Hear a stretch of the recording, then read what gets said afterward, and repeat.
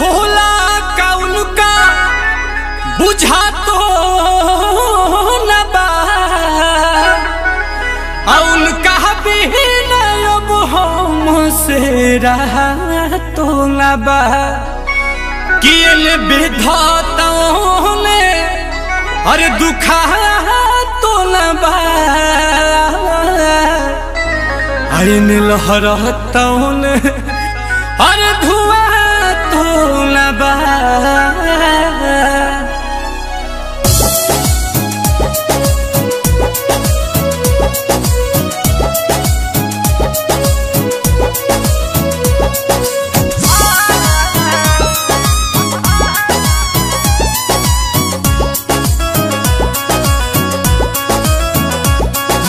दिलावा में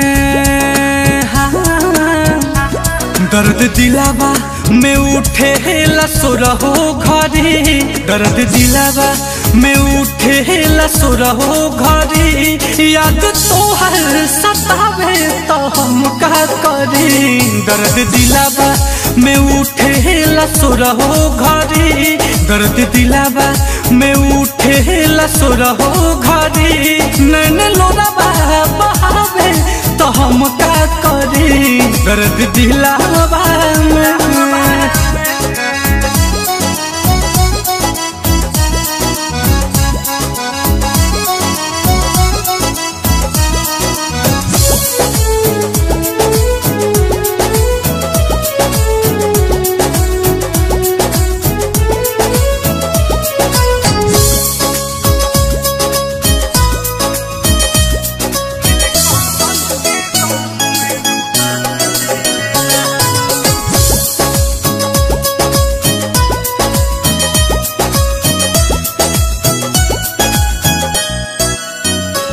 प्यार कहने के पहले बुझाइल नहीं समझावल दिमाग में तयाइल नहीं।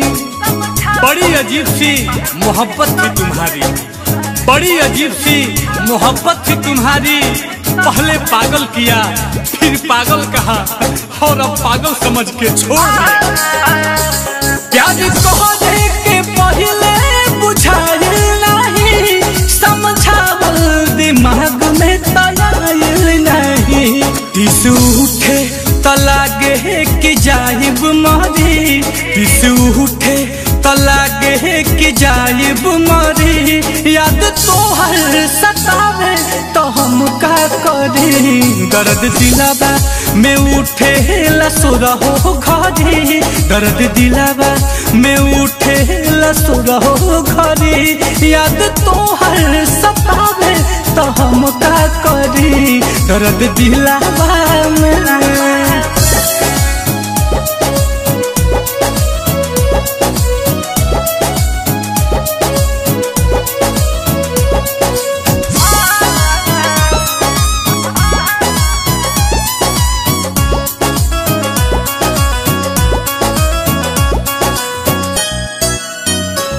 प्यार भइल तो मिठाई हम बटले रही तोहरा चक्कर में हाथ अपन कटले रही।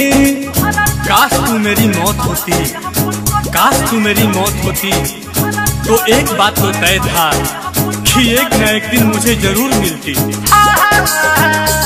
प्यार भइल तो मिठाई हम बटले रही तोहरा चक्कर में हाथ अपन कटले रही।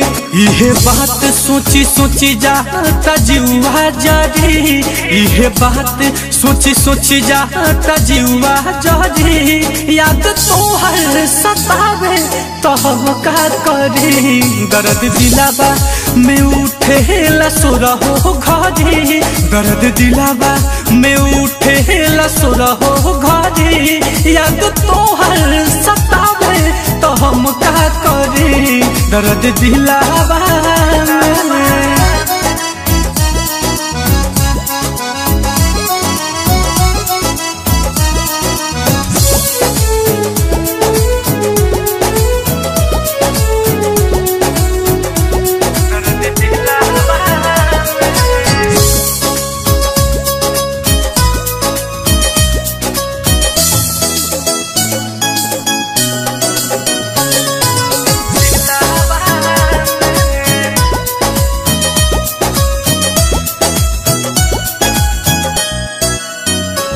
जान से ज्यादा जेकरा के चहले रही उ मोहब्बत के मतलब बता देले बा। हर रोज खा जाते थे वो कसम मेरे नाम की, हर रोज खा जाते थे वो कसम मेरे नाम की। साला कारण तो आज पता चला कि जिंदगी धीरे धीरे खत्म क्यों हो रही है। पाठक रोहित सहज सहज पतिया कही नीलकमल के गम में डूबा देले बा। नीलकमला नीलकमला नीलकमला जे तड़पी तपरबे करी याद तोहर सतावे तो हम का करी। दर्द दिलावा में उठे लसुरहो घरी, दर्द दिलावा में उठे लसुरहो घरी। नैन लोरावा बहावे तो हम का करी। दर्द दिलावा